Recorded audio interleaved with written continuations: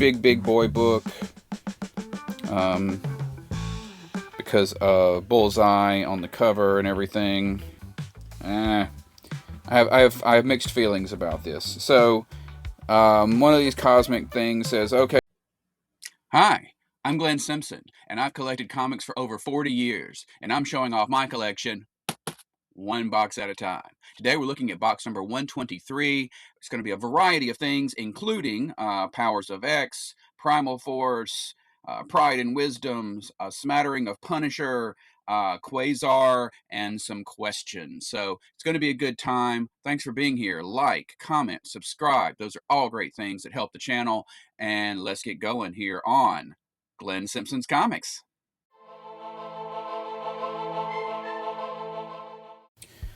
All right, here we go. So we have Powers of X, which is one of the two miniseries that were produced at the beginning of the Krakoa era of the X-Men, launching that whole kind of concept of where they were all, forming their own country on the island of Krakoa, and so forth and so on. So that begins in Power of X number 1 through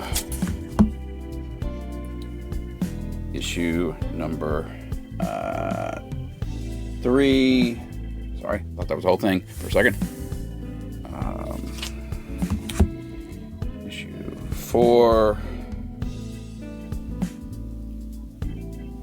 They had instituted a way of resurrecting mutants, so a lot of the mutants that had previously died were back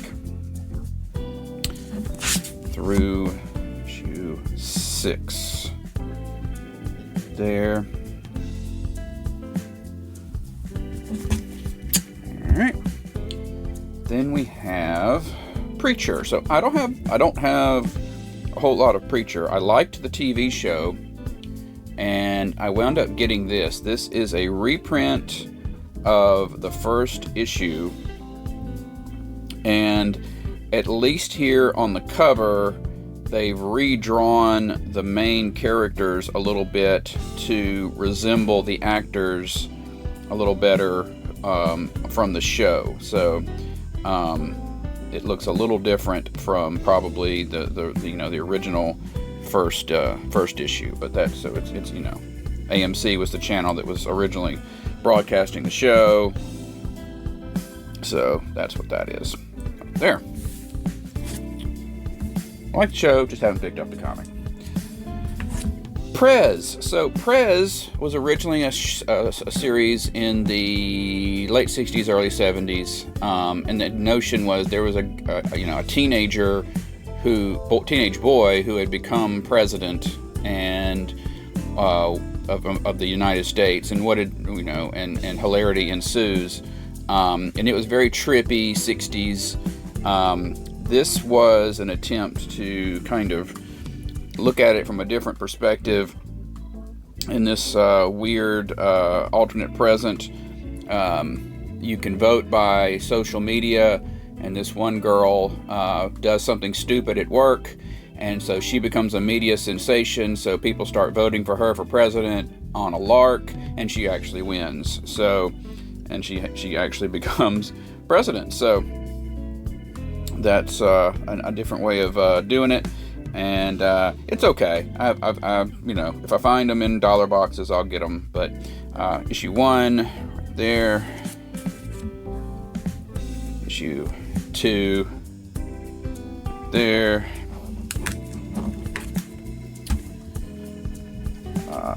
Primal Force. So kind of before Justice League Dark, before Shadow Pact, you had Primal Force, kind of a magic-y superhero team. You had Jack-O-Lantern, the Irish hero, had a version of Claw, where as a warrior with a demon's hand that was trying to take him over. His character Meridian, Red Tornado, who was kind of messed up. He had been damaged, and so he was just kind of floating around like almost like an empty suit of armor. And didn't speak. It was kind of an odd thing. Big, your requisite big guy. So this is issue 0, and then we go to where the actual series actually started with issue 1. There through. Wasn't a incredibly hot series. Issue 8. We have Black Condor joining after a while. He had kind of lost his book.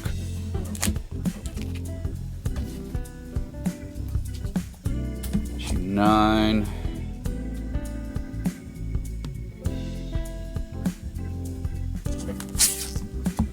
Through issue 14, the end of the series.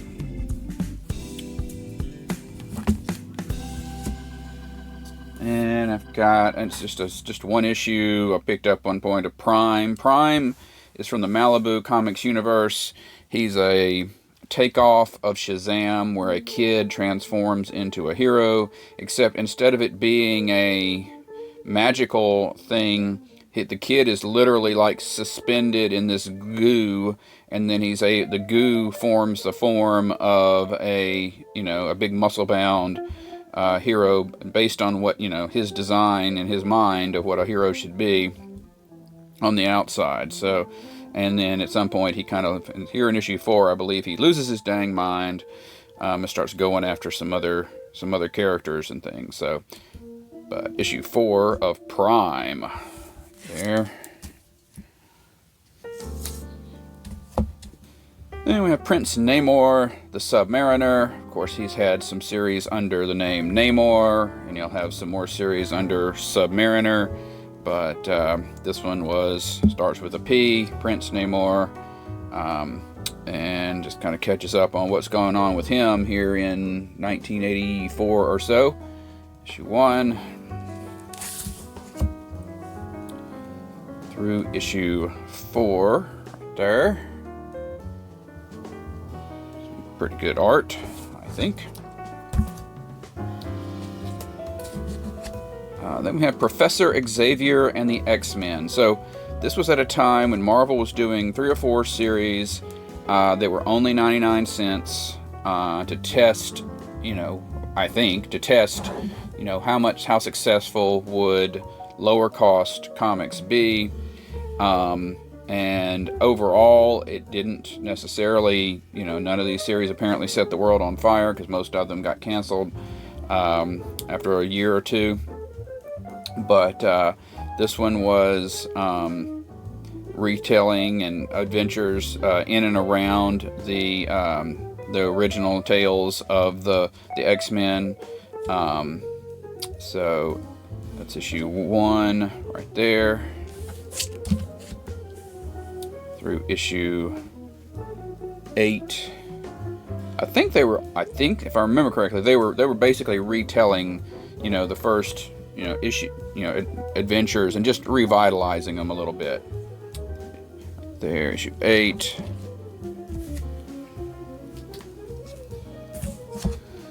Issue 9. Modernizing, that's the word I'm looking for.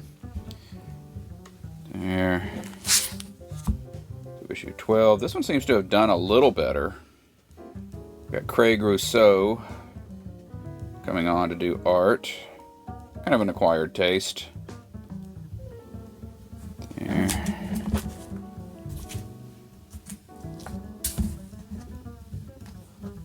Issue 13. Geiger doing the cover there. And issue 18 with a Kirby cover, but it's Max Kirby. I don't hate, actually. I wonder whatever happened to Max Kirby. Looks pretty good. Alright, then we've got Project Superpowers, which was over at Dynamite. and it's Alex Ross kind of spearheading it, I think. But they're taking all of these characters that are public domain because their copyrights were not renewed. I know a lot. One subject that comes up a lot is, you know, when we're talking a lot about when things go public domain, and you know, will Superman be public domain? You know, and what will happen when it happens? And one thing I sort of recently learned is that there was a period of time where you had to actively renew the copyright, and if you didn't actively renew it, then it became public domain. And then they made a new law that said you don't have to actively renew it as long as you know, whatever you originally publish, it's, you know, you own it for 95 years. So that's why there are things that were created new after Superman that are public domain, because they became public domain, you know, during the period of time when you would have had to renew them, and the owners didn't. So this early version of Daredevil, Black Terror, and some other people, that's why they are public domain. I forget, Lady Luck maybe. So, but, and I'd only got one. I really kind of want to get the rest of these. I am sort of fascinated by it, but right now I've only got this 0 issue. So got it kind of as a sampler, which is exactly what it was intended for. Prometheus, a Justice League villain, has kind of Taskmaster-like. He can analyze abilities and, you know, copy them, that kind of thing, although he's got some sort of mechanism in his head to do it.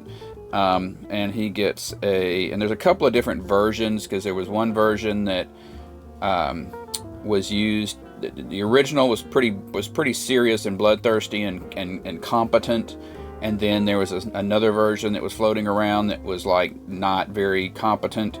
And I think then somebody decided, well, there must be 2, you know, so that they could bring back the competent one, and said that the second one was a copycat. But Prometheus gets a one-shot in this New Year's Evil series of one-shots.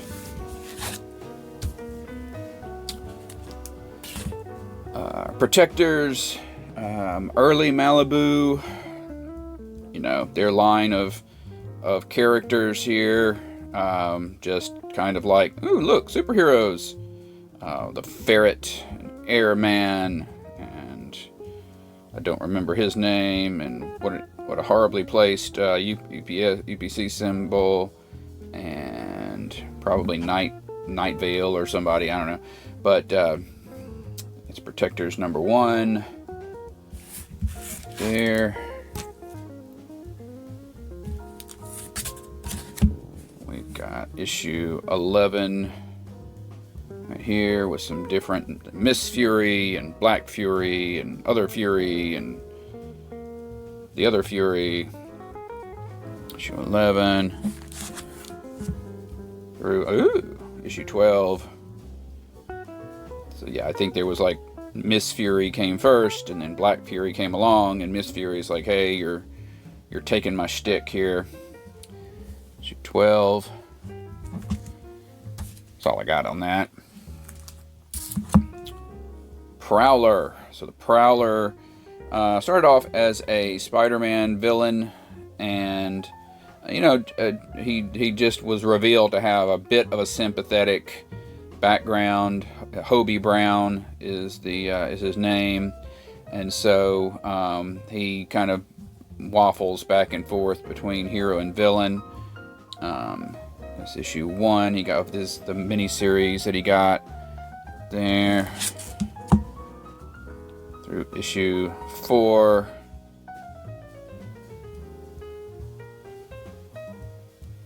There. And then later he would get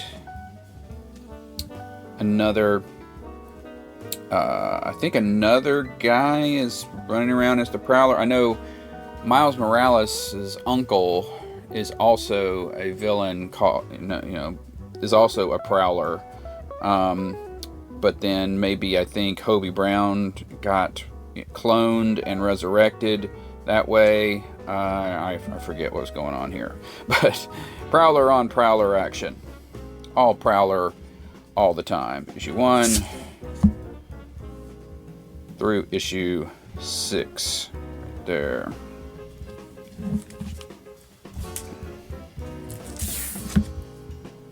Pryde and Wisdom. So Kitty Pryde and Pete Wisdom of Excalibur having an adventure together. What is it with Kitty Pryde and dude's named Peter? Because he's Pete Wisdom. She dated Colossus, who is Piotr Rasputin. She winds up dating Peter Quill for a while. I think it's like the Superman LL stuff. But they have a... I can't call it a solo adventure because there's 2 of them, but you know what I mean. A duo adventure. And through issue 3, right there, the Dodsons doing covers. Never hate some Dodson art. Then we've got Psi-Force. Psi-Force is from the New Universe, which was a new line of comics produced by Marvel in the 80s, trying to, revitalize things, maybe even shift over entirely to it. Didn't really pan out. Psi-Force was about some young people, each of whom had a different psychic power and had different backgrounds. And then in a sort of a Captain Planet kind of way could merge together or summon Psyhawk, who had all of their powers. So that's issue 1 right there. The membership would change a little over time. Issue 4 there.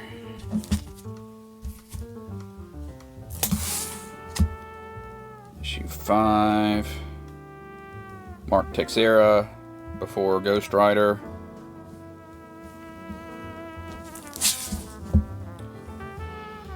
Through issue 8.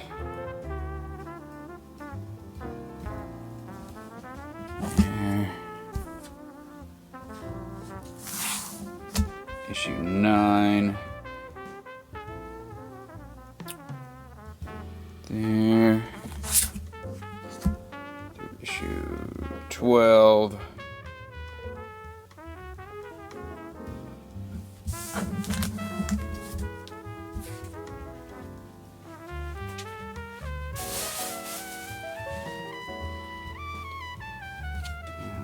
Issue 13. The one guy had the ability to basically send his astral form out, but he had limited things he could do with it. Through 16.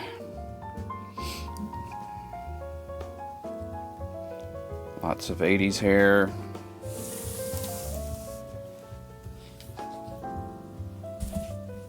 Issue 17.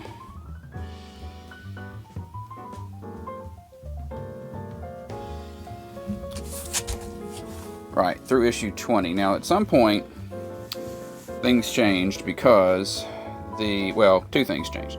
One was the whole universe or the line of books started off as very realistic. This was like these characters, the powers that they developed was the one sort of weird thing that has cropped up.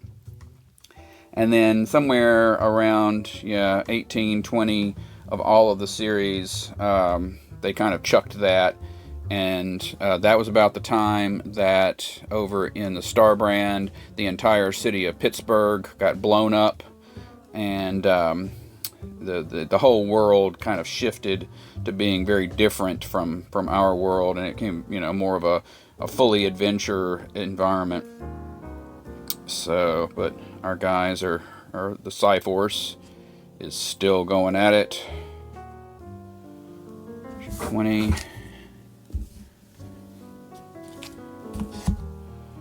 Issue 21, Spitfire showing up, Ron Lim on art, before Silver Surfer, I believe.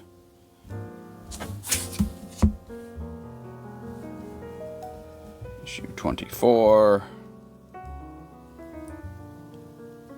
There.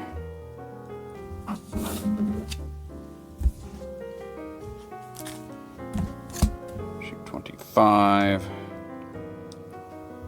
I guess they were separated for a while, so they couldn't form Psy-Hawk, but now they can.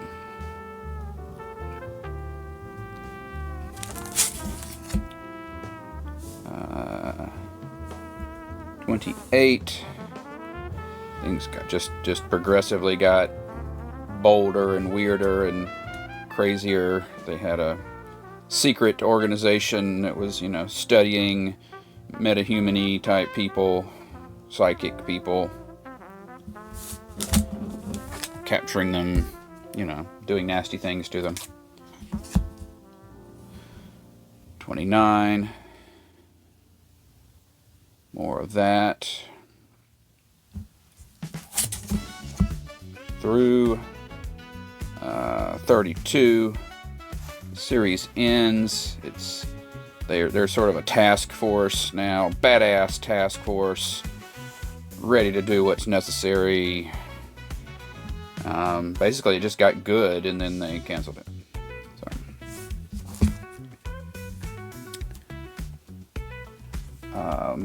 During those early stages, they had an annual.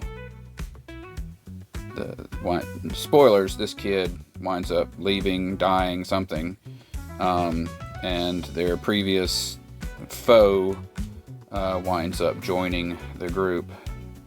There.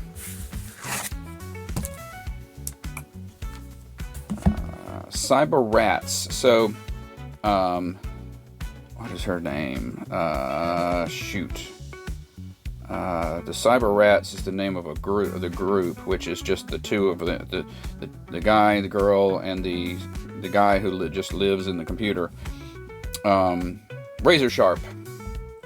They were kind of like hackers, and then she gets infected during the Bloodlines thing, and so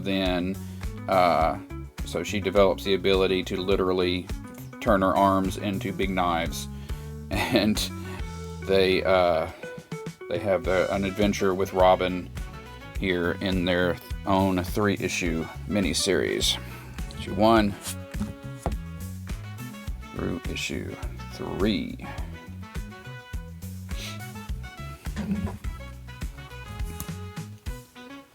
Then we get to Psylocke. Now, there was a 4-issue Psylocke miniseries that I don't have. I would like to have it, but it is very pricey, and it has not even been reprinted in trade paperback, which is really irritating. So, unfortunately, I don't have that one. But this is the recent series. I grabbed some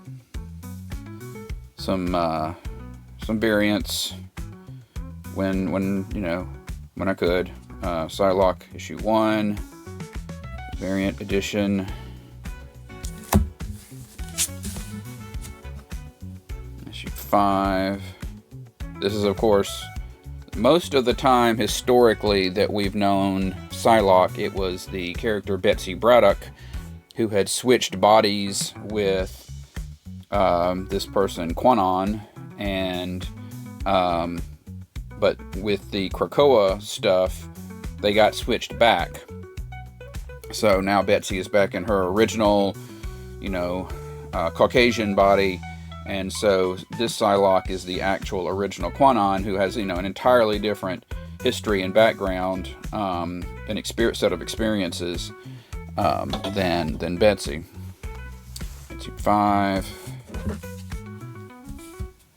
It's interesting that she has stayed with the X-Men and all that. Issue 6.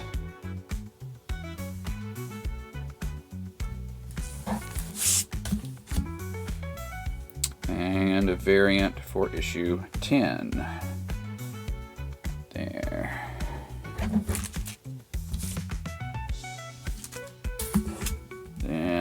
we have Psylocke and Archangel, Psylocke and an Archangel, Crimson Dawn. This one being Betsy Braddock. These two were sweethearts there for a while, so they have an adventure together. Issue 1 through issue 4 there.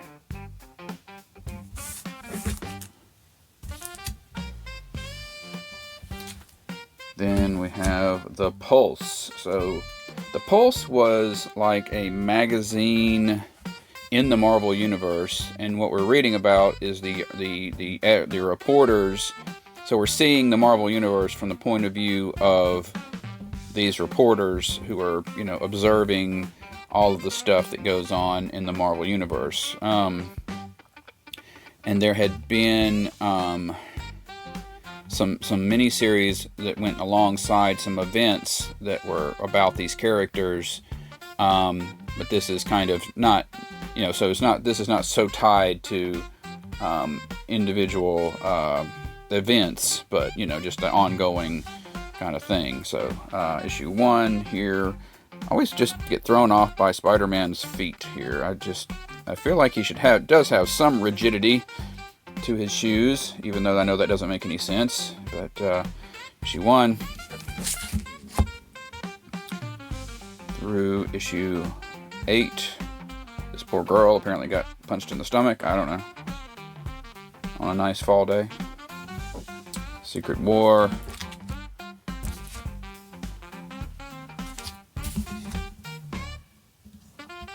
Issue 9. She apparently fainted at the sight of Wolverine because she has no puncture holes. So everything other than fainting, I don't know what, Through 14, there's got some Jessica Jones in there.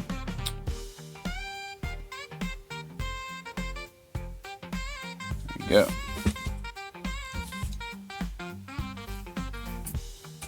We've got Punchline. I'm not a big Punchline fan. I grabbed this one, but Punchline, is another Joker derivative character. It's less of a romantic thing and more of like a hero worship kind of thing, I guess. I don't know.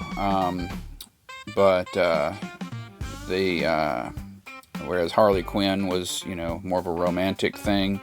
So, but I have this one shot that came out, and then she went on to have her own series for a while.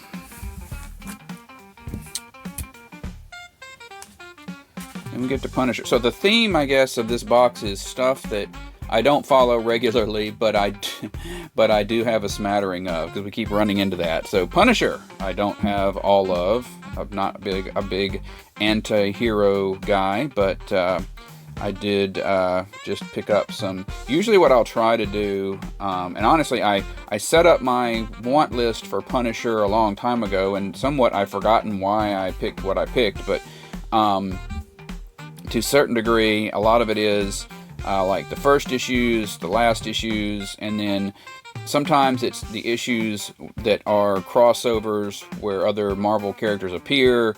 And one thing I can tell you is it's kind of funny if you look at, maybe it's just me, but I can look at the artwork on a Punisher series and I can tell the likelihood that somebody else in the Marvel Universe is going to show up. It's like, if it's got kind of a more cartoonish-ish artwork, if Tom Lyle is doing it, then it's high likelihood that, Spider-Man may show up. Whereas if it's Alex Maleev, then possibly not. It's funny how that goes. But this is the first issue of his Unlimited series. I do have his original 4-issue series in trade paperback form. But that's the Unlimited there. We've got this issue 10 with Daredevil.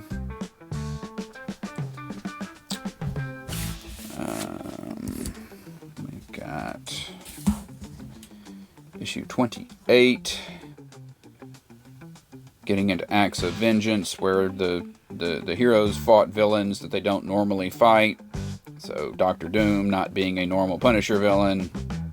There you go. 28 through 34. I think he's fighting the Reavers from the X-Men. Right there. Jump over to the infamous issue 60. The Punisher has, through some mechanism, been turned into a black man, and he is. And so here is the Black Punisher is teaming up with Cage, Luke Cage. You know, so had to see that. You know, G4. Hey, he's Black Skull. Oh my God. Anyway, issue 60. Through 63. He's back. He's white again.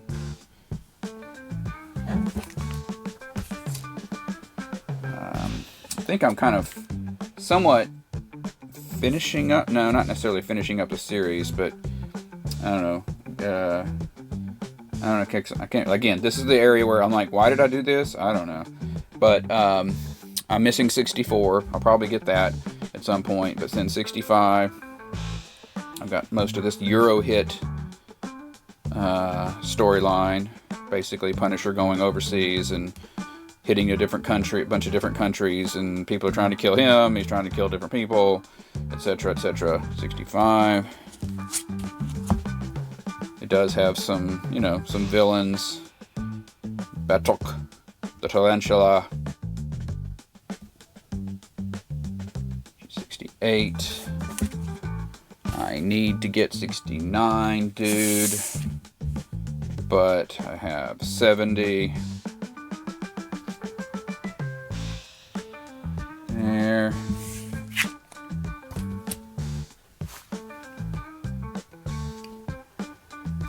Then we jump up to 101. I mentioned in a previous video, I've been working lately on the most expensive books on my want list, just trying to kind of get them, try to find a good price for those and get those kind of knocked out. So that's why we're hitting some more expensive books that are just kind of random in terms of having a full run. But anyway, issue 101, towards the end of the this is the second Punisher series. There. Got 102, which is a big boy book. Because of Bullseye on the cover and everything, and it being towards the end. Because as you get towards the end, the print runs get lower. They do become more rare. But that's 102. Need to get 103, but we've got 104, which I think must be the second to last issue, if not the last issue of that series. Right there. So then this series had annuals, and usually the annuals were actually more crossovery with other, Marvel Universe stuff. So Punisher Annual number 1 was part of the Evolutionary War storyline that was running through, I think, all the annuals that year. There. Issue 2, part of Atlantis Attacks. Some people call this a key because it's the first fight between Moon Knight and Punisher. Okay, why is that? Sometimes people say that things are a key because it's the first time something happens, but it's like, but what if that's the first time something happens, but it's not that big a deal? Is that still a key? Anyway, but part of the Atlantis Attacks crossover. Issue 4, Punisher and Captain America and Daredevil together in the Von Strucker Gambit. von Strucker being famously, I love the line from Age of Ultron at the beginning when he's giving the big speech to his people and says, "We will not run away." And then he turns to his A and he goes, "Okay, I am about to run away." So, issue 5. Punisher. Mark Pacella. The System Bites crossover. Somebody was just, I think, pointing out this was like on the cover of a trade or something. They were like, they used this art? Huh. Issue 7. Part of that Euro hit thing we were looking at earlier. Rapido. Alright. Now, I lose... The other thing is, now this is one area where it's hard to kind of tell sometimes without the app. So I don't know which volume is which here. I think I've got them in order. So from the next series, a next series of Punisher, we've got issue 8, Tom Lyle cover there. So as I mentioned, this looks more like the Punisher who's going to team up with Spider-Man, issue 8 there. Sometimes I just got to look at the logos. I say that said, I think this is the same series because it still looks to be Tom Lyle, but it's a different logo. But Punisher with some X-Men stuff going on. Issue 12. Their total extinction through issue 18. There. Obviously, if the numbering jumps back up, we know we're in a new series. Into another Punisher series during the Dark Reign.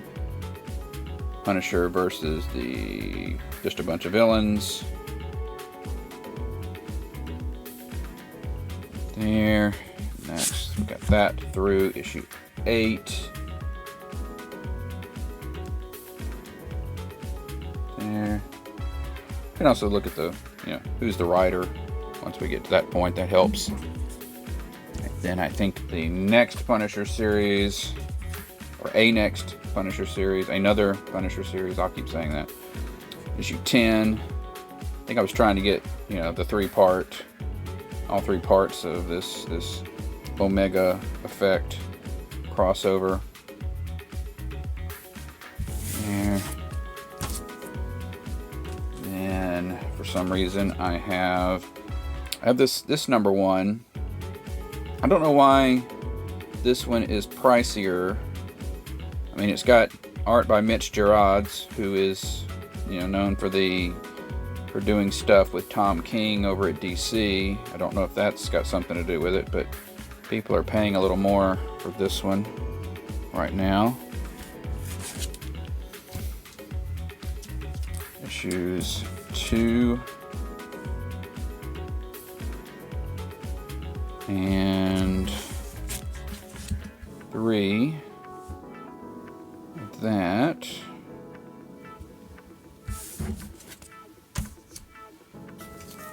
And then jump to issue 14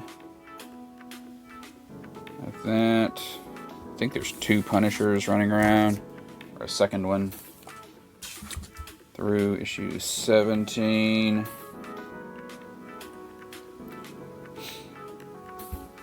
There. Then somewhere around that point we had an annual. I think that's the last time I picked up a, part of a regular series. Part of the Acts of Evil. Another time when everybody was fighting people who were not their normal villain. And a few one-shots. Punisher, Bloody Valentine.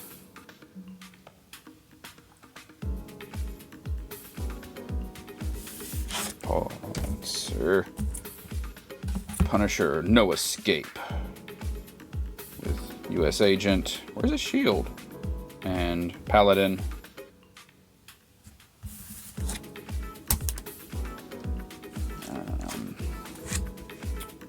The Punisher and Painkiller Jane, who was not a Marvel character, but a character owned by another company that actually isn't mentioned on the cover. I wonder if...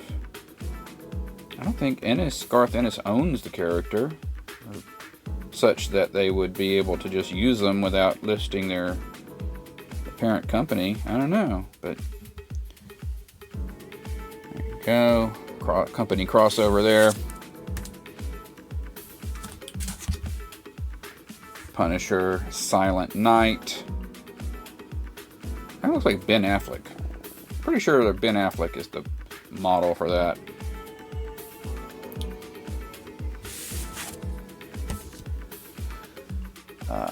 Issue 4 of Punisher 2099. So 2099 being a line taking place in the future of the Marvel Universe, and for the most part new people taking on the same identities as, historically, for them, heroes. And so this new guy becomes the Punisher. Tom Morgan.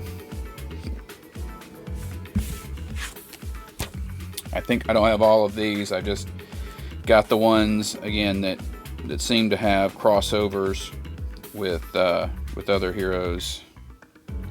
Got Spider-Man 2099 here in issue 13.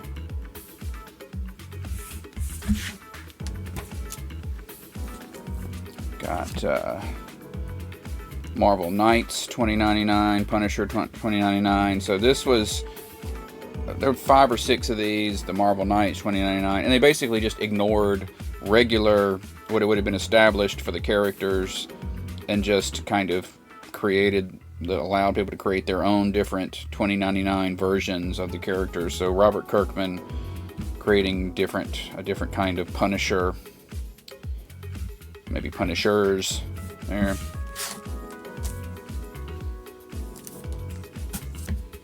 And not necessarily a different one than the previous, but they just a revitalized version of things that they did some one-shots and things later.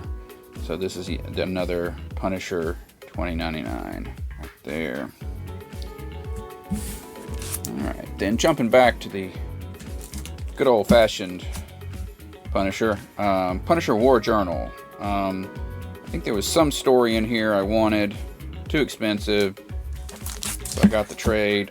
This would be the one where he fights Wolverine, and it's just expensive, so got this trade with issues 1 through 8 in it. There.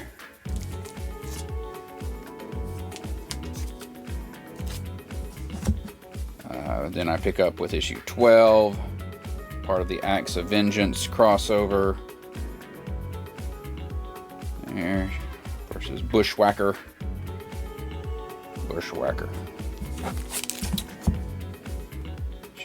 Issue 15.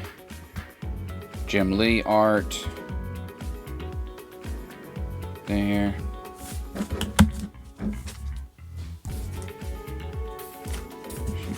Issue 29 with Ghost Rider.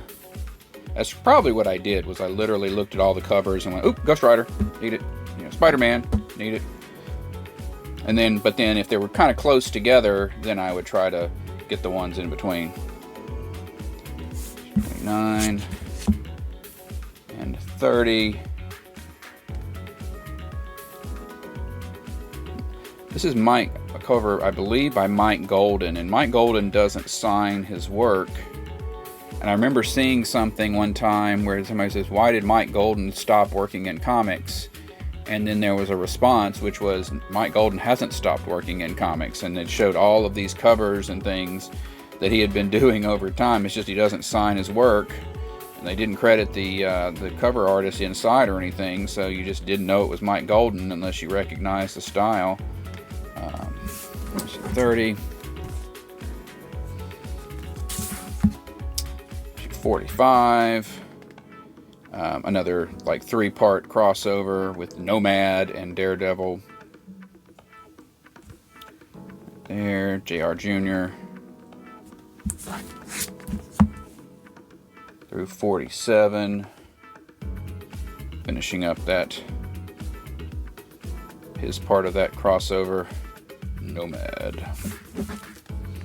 Please see previous videos for the other parts of that, probably. Issue 57, Ghost Rider and Daredevil.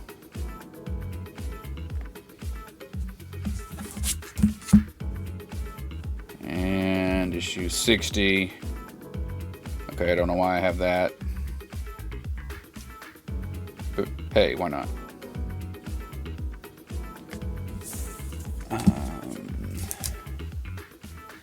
Then they rebooted War Journal around the time of Civil War, so I picked up at least one of the Civil War related tie-ins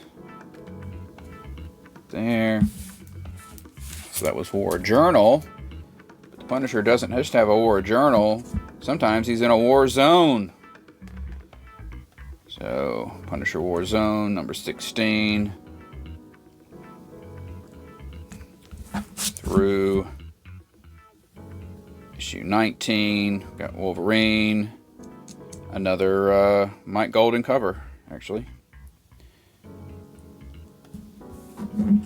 And that brings us to the end of the P's. And we begin the Q's. And with the Q's, who could it be but Quasar? Shout out to Bronze and Modern Gods and John, one of his favorite characters. We've got issue 1 there, Paul Ryan on art. Paul Ryan, not the most dynamic artist, but gets the job done. Quasar. So originally these wristbands were owned by the character Marvel Boy from the 1950s. Marvel Boy kind of implodes in the late 70s, and his wristbands are passed on to, interestingly, somewhat interestingly, in as much as anything I tell you on this thing is interesting, the wristbands get passed on to Wendell Vaughn, and Wendell Vaughn becomes like an agent of S.H.I.E.L.D., a super agent of S.H.I.E.L.D., and then he's like a security chief at Project Pegasus, and all these things, so he's around from like the 70s through the 80s doing various things, and then this series starts in 88, and he looks a little mature here, but he's basically still kind of depicted as, a 30-year-old. And it's just so weird because he's just been around for so long, but he's treated like he's still kind of new at this, when chronologically speaking, he's been around for a while. So anyway, he is using his power bands to fly and create Green Lantern-like, objects, and save the Earth, and he gets tied up, wrapped up in various cosmic adventures and fights various supervillains on Earth and things. So issue 1 right there, he's in the Avengers as well. Issue 4, reunites with the Aquarian, whom he knew from the old Project Pegasus stuff. There. And this guy, I think, was from the West Coast Avengers series.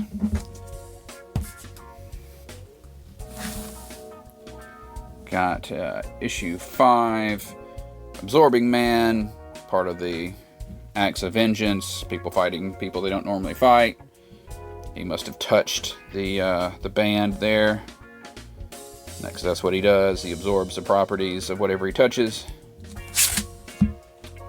Issue 8. He's up under Project Pegasus. Got some Warlock and the New Mutants for apparently a very brief amount of time. He has a variety of costumes over time as well. We got issue 9. Move something. M.O.D.A.M, so instead of M.O.D.A.C. I can't remember what her name stands for, but female M.O.D.A.C. Issue 9. Journey into Mystery. He starts, winds up heading out into space and other dimensions. Visits Marvel's. He starts getting tied into Captain Marvel's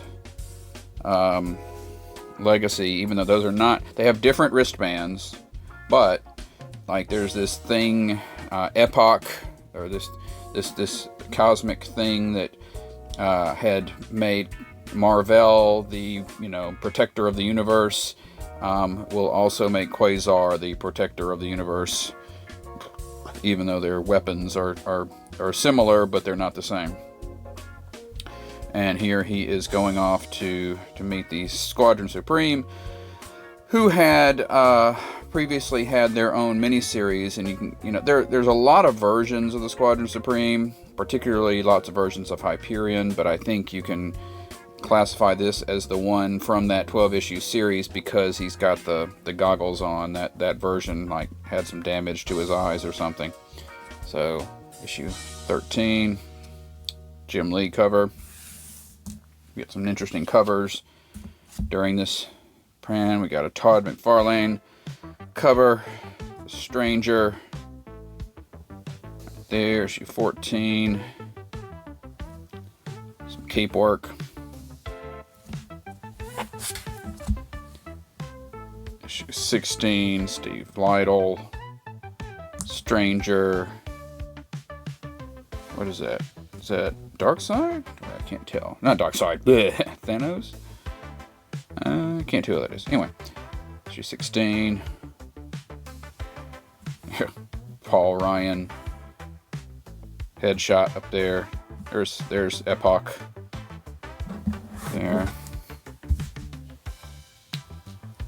Then we got to issue 17. Okay, so I have mixed feelings about this. So one of these cosmic things says, okay, we got to have a big race, and we're going to get the fastest entities on Earth to take part in it. And I don't think Quasar's doing the actual running because that's not his thing, but somehow he's gotten pulled into it. And at the end, towards the end, there's this warp opens, and this guy steps out, and he's got a blonde beard and blonde hair, long blonde hair, and tatters of a red suit. And he starts running, and he's super fast, and they're like, "Who are you?" And he says, "I don't remember my name. It's something like Buried Alien." And so the joke was that this was Barry Allen, the Flash, who had died in the Crisis over at DC.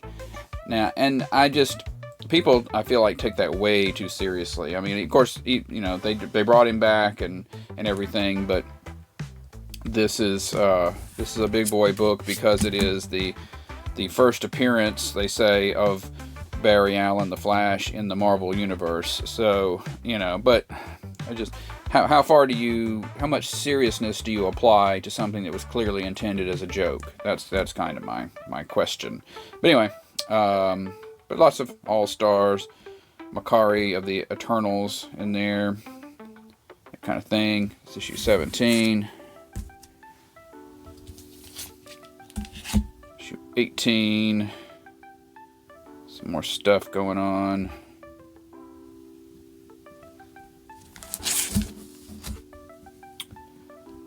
Issue 23, Cosmos in Collision.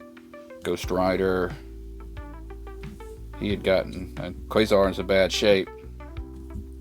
There.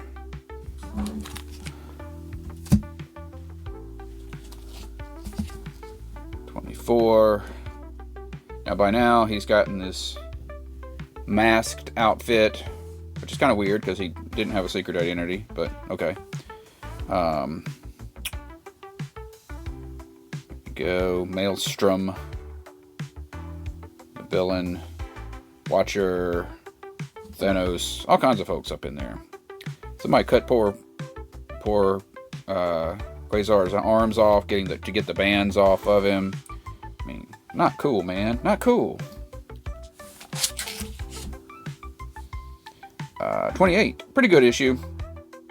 This so Adam Warlock, is an artificial being who went off into space and became a cosmic thing, and then those scientists that created him, which was his original name, and then he took a name, Adam Warlock. They then created another one called Her, and she goes off into space and becomes a cosmic thing. So unlike the Guardians of the Galaxy, which the Guardians of the Galaxy movies did a play on this, but they did a whole race. This was more there's just the two of them. But she, she's not interested in. She decides she has to mate, and she's looking for a fit mate to mate with, and it's just it's funny. She's going around and surveying all the big dudes here in the Marvel universe, and finding reasons not to mate with each of them. And there's a line with Hercules where it's like, I've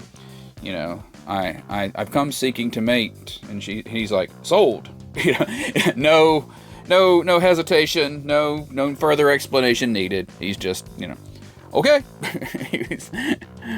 I'm with you. I'm good. But she winds up, of course, because it's his book, picking Quasar. But it ain't the old-fashioned way. She just touches him or something, and it's like, oh, it's over? Oh, okay. I guess that's not as exciting as I thought it was going to be. Until this thing starts growing, not on his belly. This is just a parody of the Demi Moore Vanity Fair, I think, cover. He actually has this big ugly thing, blob growing on his back that's going to sprout something. But anyway, issue 29. So for those who like homage covers to other magazine covers, though, here's one. And the thing, I don't remember what happens actually. The thing hatches and goes off and doesn't remain an ongoing thing. Then we've got Operation Galactic Storm, a pretty good crossover with Avengers and all the Avengers characters who had books, and each part actually seemed to be fairly vital to the story. So we've got our boy fighting the Imperial Guard. He's in yet another costume there. That continues in issue 33. I like that. Right there. 36. So Makari of the Eternals kind of becomes a supporting character of Quasar. I guess Her is still around. She'll eventually take the name Aisha, but for the longest time her name was just Her. It's 36. 37. In space. Dealing with the big time, oblivion and eternity and all those big cosmic critters. 137.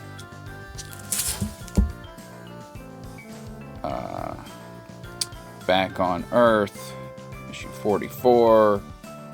Dealing with, I think these were a couple of guys from the Squadron Supreme universe that wound up on Earth or something like that. 44.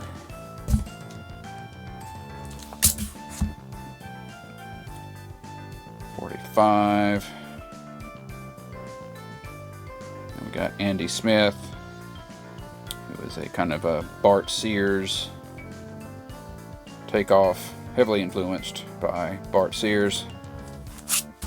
Or maybe it's the other way around. You don't know. 48, going up against Thunderstrike, the guy who took over for Thor while Thor was not Thoring.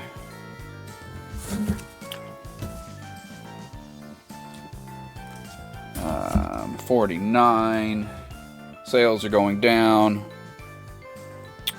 So we got to bring in some lesser known artists. But we do bring in the Star Brand. So I believe this is the first time we've seen a new universe element brought into the regular Marvel universe. The Star Brand starts to get passed around. 49. 53. There. Dealing with Adam Warlock. He's been hanging around with his I guess sister, whatever you want to call her.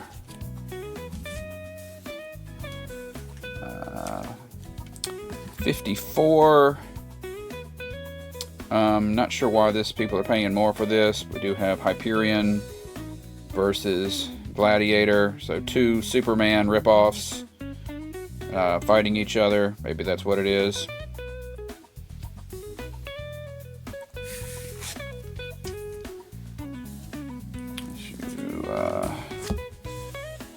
55.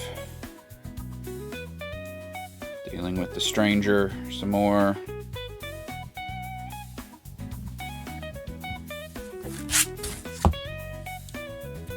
57. Oh, Kismet. That's her. That's one of the names she takes down the road. Her equivalent of Adam Warlock. Or Warlock. 58. People are paying a little more because this is the second appearance of Barry Allen in the Marvel Universe. I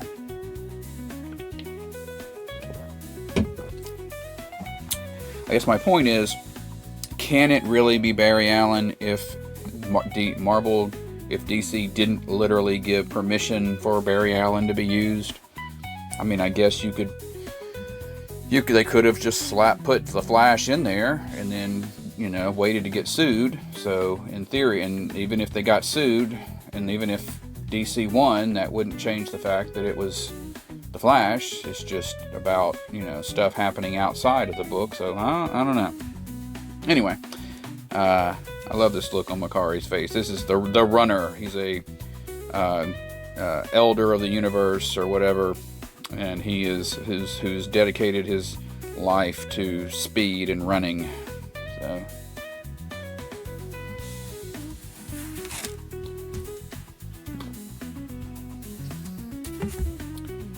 Issue 59, Quasar and Star Fox of the Eternals going up against Star Fox's brother, Thanos. Oh, sorry. And we end it with issue 60. Quasar going up against some Soviet super soldiers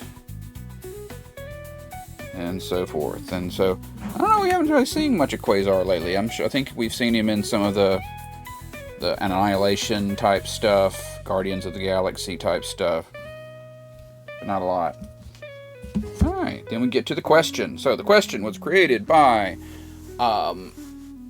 Steve Ditko, who also created Spider-Man. And the question is one of the Charlton heroes who was purchased by DC.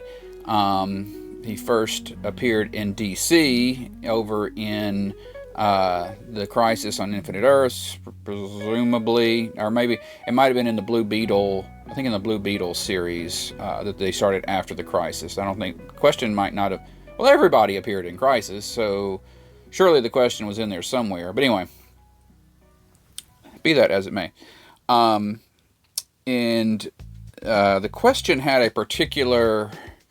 Or Steve Ditko had a particular philosophy called objectivism that he subscribed to, and it's the Ayn Rand, I believe, philosophy, and you'd kind of have to read about all that. But and so the Question was a bit of a reflection of that. So I didn't really get this when I was a kid when I first read this, but the first thing that happens in this book is the Question gets shot in the head. And he comes out of it, recovers, but his whole philosophy in life has changed. So it's kind of like those past adventures happened, but now he's not the same person he was anymore, which frees up the author to sort of restructure his personality. And he has a mask that he wears that, of course, makes it look like he has no face. And there's a gas that comes out of a thing in his belt buckle that adheres the mask to his face. And it also has an added effect of changing the color of his clothing. So he could be all he has to do is put on his mask and, the gas will, disguise him, if you will. There's another gas that changes everything back. So, very convenient, but what are you going to do? And not the conspiracy theorist that he was depicted as in the cartoons. Just more of a Zen kind of superhero. But issue 1, Bill Sienkiewicz cover on there. But we had Dennis Cowan and Bill Sienkiewicz, Sienkiewicz inks, on most of this stuff. So that's why his color scheme is so weird, because it's like that's the gas turns his clothes a funny color. Issue 4. This was a very mature book. It was direct sales only, no barcode. The kiddies couldn't buy it. There was some sexual content and some things like that. Issue 5 through issue 8.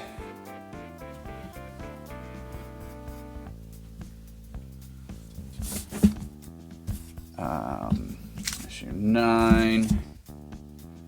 So the scientist who made the mask and the stuff was still kind of around and was a snarky advisor to him, sort of an Alfred character. Issue 9 through issue 12. Question lives in Hub City, which is like the nastiest city in the world, even nastier than Gotham. There.